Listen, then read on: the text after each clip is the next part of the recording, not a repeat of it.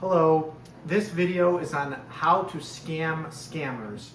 It's our attempt at fighting back at people who are scamming you.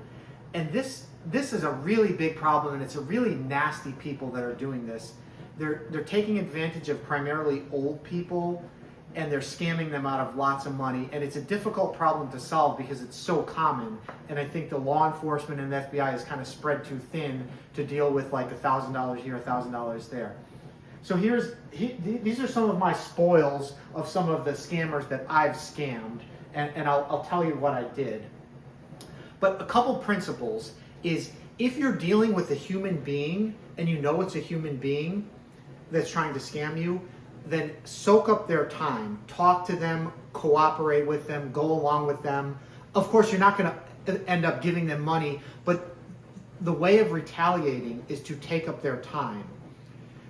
Now, it can be hard to know if you're dealing with a human being. If you're dealing with a computer, like there's no sense in taking up a computer's time, like if you're chatting with a computer or something like that. And nowadays with AI and the large language models being so good, it may be hard to know you're dealing with a human. One way you can be sure you're dealing with a human if they're mailing you checks. Then definitely take up their time. So let me tell you what I did. The scam is I was selling some furniture for, I don't know, $500, $900, whatever it was. And they send you a cashier's check for over the amount of the furniture. Like this cashier's check, let's look at this one. Say it was selling the furniture for like $900 or something. They sent it for $2,890, which is over.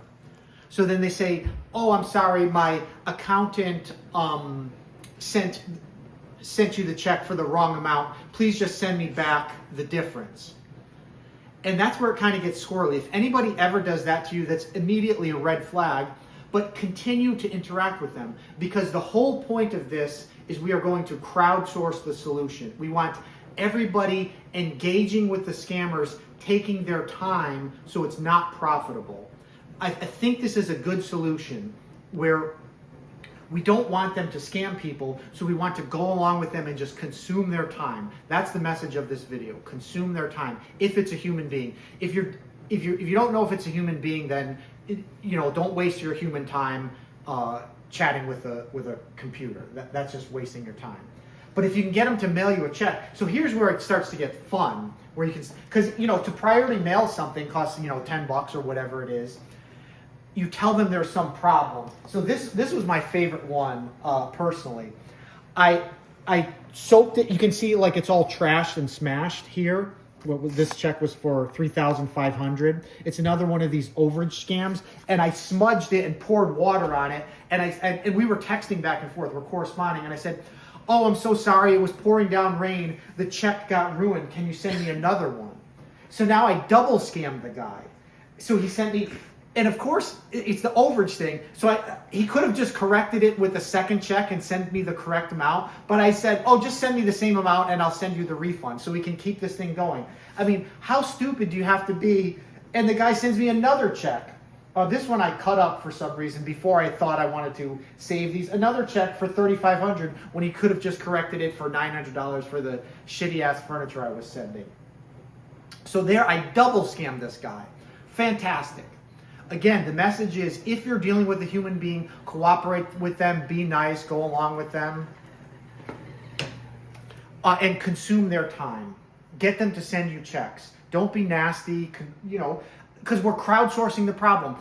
If you take someone's time, you're helping like your parents or someone else's parents or grandparents who may actually fall for these things. Here's another one. Then I started getting clever. Like I started making up names like, this one is to Ernesto Rutherford, after the physicist Ernest Rutherford. This one's for $1,800.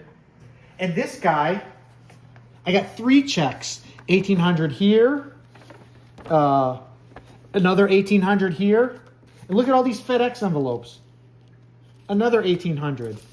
So I got this guy to mail me 3 FedEx envelopes. Each one of these things, I should look it up. I don't know, it's $10. I don't know how much it costs to send a priority mail thing, but it's expensive. So this guy spent $30 on me or more. So victory.